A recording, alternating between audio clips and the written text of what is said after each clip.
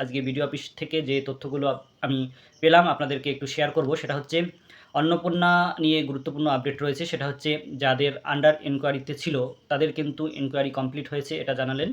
যে ম্যাক্সিমাম জায়গাতেই কিন্তু এই যে 10 তারিখের মধ্যে ভেরিফিকেশান সম্পন্ন করার নির্দেশ ছিল উপর থেকে, সেই নির্দেশ মতো কিন্তু ভেরিফিকেশান কমপ্লিট হয়েছে। অনেক অঞ্চল অর্থাৎ ম্যাক্সিমাম অঞ্চল থেকেই কিন্তু রিপোর্ট বিডিও অফিসে চলে গেছে এবং বিডিও অফিসও কিন্তু সেগুলো আন্ডার প্রসেস করে উপর মহলে পাঠিয়ে দিয়েছে। অর্থাৎ আপনাদের জন্য একটা সুখবর কিন্তু খুব তাড়াতাড়ি আসতে চলেছে।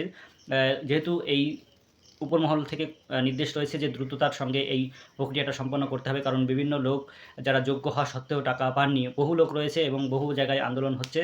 তার পরিপ্রেক্ষিতে কিন্তু এই কাজটা কিন্তু খুব খুব দ্রুততার সঙ্গে কিন্তু সম্পন্ন হবে। জানালেন যে খুব তাড়াতাড়ি কিন্তু এনারা যারা যোগ্য হবেন, অর্থাৎ ইনকোয়ারির পর, অর্থাৎ ইনকোয়ারি যেহেতু হয়েছে, ভেরিফিকেশন যেহেতু হয়েছে, সবাই যোগ্য হবেন না। আমি জিজ্ঞেস করলাম যে সবাই কি টাকা পাবেন? বললেন সবাই কি করে পাবেন, তার জন্য তো ইনকোয়ারি হয়েছে। ইনকোয়ারিতে যারা যারা অ্যাপ্রুভ হবে বা যাদের তথ্য ঠিক রয়েছে এবং পাওয়ার যোগ্য, তারাই পাবেন।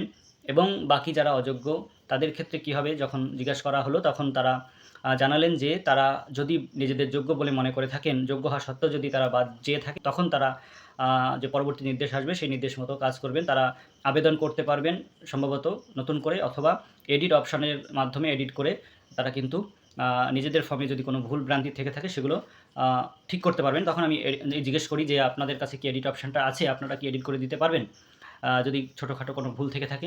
তখন উনি জানালেন যে অঞ্চলের যিনি দায়িত্বে রয়েছেন তিনি কিন্তু এডিট করতে পারবেন, তবে এই মুহূর্তে এডিট করতে পারবেন না। এই কারণে যে তারা যে তথ্য সেটা কিন্তু সাবমিট করে দিয়েছে, অর্থাৎ আপনার তথ্য অলরেডি ভেরিফিকেশান করে জমা হয়ে গেছে। এখন কিন্তু এই মুহূর্তে আপনারটা আর এডিট করার অপশান নেই।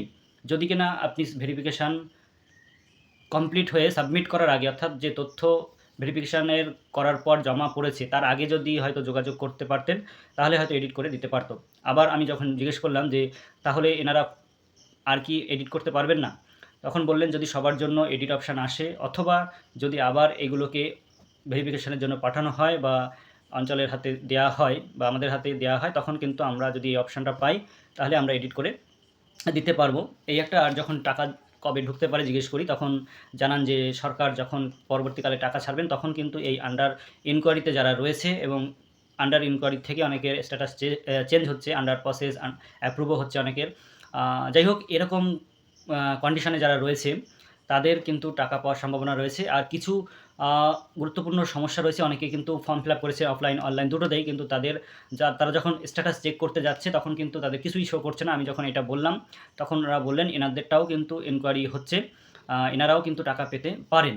আর যদি কিনা এনাদের বড় ধরনের কোনো ভুল ভ্রান্তি না থেকে থাকে, তবে অন্নপূর্ণার জন্য একটি গুরুত্বপূর্ণ সংবাদ বা আনন্দ সংবাদ, সেটা হচ্ছে খুব তাড়াতাড়ি কিন্তু আন্ডার ইনকোয়ারি যারা ছিল, অর্থাৎ বহু সংখ্যক মানুষ যারা রিজেক্ট হয়ে পরবর্তীকালে আন্ডার ইনকোয়ারি এবং বর্তমানে অনেকেই আন্ডার প্রসেস এবং অ্যাপ্রুভ এই যে স্ট্যাটাসগুলোর মধ্যে দিয়ে যাচ্ছেন, বা অনেকের শুধুমাত্র সাবমিটেড দেখাচ্ছে, এই সমস্ত মানুষদের মধ্যে কিন্তু হাসি ফুটতে চলেছে। তবে যারা পাবেন না তাদের খুবই খারাপ লাগবে, এটা স্বাভাবিক। কিন্তু ম্যাক্সিমাম লোকই পেতে চলেছেন যা খবর। কিছু সংখ্যক লোক অবশ্যই বাদ পড়বেন, তাদের বিভিন্ন রকম সমস্যা রয়েছে, বা যে পরবর্তীকালে নির্দেশিকা এসছে, বিভিন্ন গাইডলাইন এসছে, যাতে বিভিন্ন ক্যাটাগরি লোকেদের বাদ দেওয়ার বা সিদ্ধান্ত আপাতত নেওয়া হয়েছে।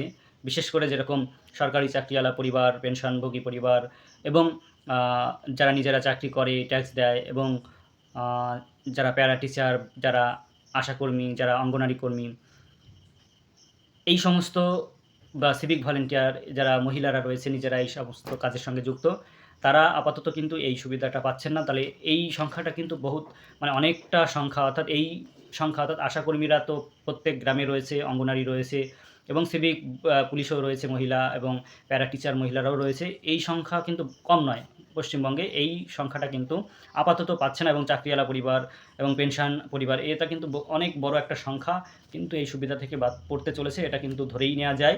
তবে যখন টাকা ঢুকবে, টাকা ঢোকার পর কিন্তু আমরা আসল যে সত্য সেটা জানতে পারবো যে কাদের টাকা ঢুকলো, কাদের টাকা ঢুকলো না, কারণ এরও একটা লিস্ট কিন্তু পাওয়া যাবে।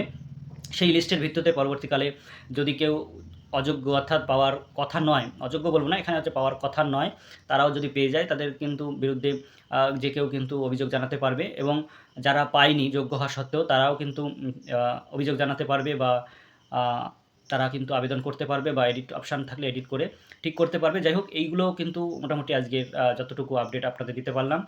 আমি দুঃখিত যে পুরোটা সব তথ্য আমি চেয়েছিলাম যে যত প্রশ্ন এসছে মোটামুটি ম্যাক্সিমাম প্রশ্ন একই ধরনের যে প্রশ্নগুলো সব ম্যাক্সিমাম তথ্যগুলো আমি কভার করব, কিন্তু ওনাদের সময়ের অভাবের জন্য ওনাদের একটা হঠাৎ করে মিটিং পড়ে যায়, তার জন্য ওনারা দুঃখ প্রকাশ করেন যে আজকে সব তথ্য আপনাকে দিতে পারছি না। তাই আপনাদের পরবর্তীকালে আমি সব তথ্য ফোনের মাধ্যমে ওনাদের ফোন নাম্বার নিয়ে এসেছি, ফোনের মাধ্যমে আমি তথ্যগুলো আপনাদের মধ্যে জেনে শেয়ার করে দেবো। যাই হোক, এবার ভোটের প্রসঙ্গে আসি। ভোট সংক্রান্ত গুরুত্বপূর্ণ কিছু আপডেট আপনাদের জন্য রয়েছে, তবে এই ভিডিওটি অনেক বড় হয়ে যাচ্ছে, অনেকেরই বোরিং লাগবে, কারণ যারা যে তথ্যগুলো জানতে চায় শুধুমাত্র সেই তথ্য ভিডিওই তারা দেখতে চায়। এখানে যারা অন্নপূর্ণার জন্য দেখছেন তাদের জন্য এই ভিডিওটি থাক।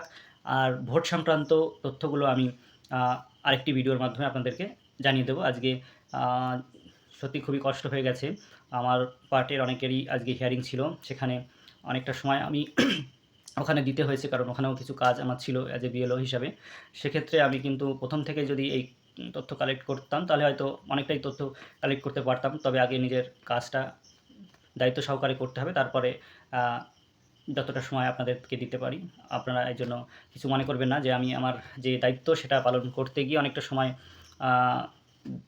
চলে যায়, যার জন্য খুব একটা বেশি তথ্য কালেক্ট করতে পারি। যাই হোক, পরবর্তীকালে আপনাদের অবশ্যই গুরুত্বপূর্ণ আপডেটগুলো আমি দিতে থাকবো। আপনারা যারা এখনও এই প্রোফাইলটিকে ফলো করেননি বা এই চ্যানেলটিকে সাবস্ক্রাইব করেননি, যারা ইউটিউব থেকে দেখছেন, তারা অবশ্যই এই প্রোফাইলটিকে এবং চ্যানেলটিকে সাবস্ক্রাইব করে দেবেন এবং ফলো করে দেবেন, যাতে পরবর্তী যে গুরুত্বপূর্ণ আপডেট সেগুলো আপনারা প্রথমেই পেয়ে যান। যাই হোক, ধন্যবাদ সকলকে, এবং এই গুরুত্বপূর্ণ তথ্যগুলো একটু সকলের মধ্যে একটু শেয়ার করবেন। আমি দুঃখিত যে আপনাদের সকলের অনেকেই আমাকে অনেক প্রশ্ন জিজ্ঞেস করতে বলেছিলেন, কিন্তু আমি সকলেরটা পারিনি, তার জন্য আমি সত্যি দুঃখিত। আমি চেষ্টা করব যে আপনাদের যে প্রশ্নগুলো আপনারা করেছেন সেই প্রশ্নের কমেন্ট ধরে ধরে আমি যতটা আমার জানা রয়েছে আর কি, আমার জ্ঞানের পরিসীমা অনুযায়ী আমি আপনাদেরকে সঠিক পরামর্শ দেওয়ার চেষ্টা করব। ধন্যবাদ সকলকে।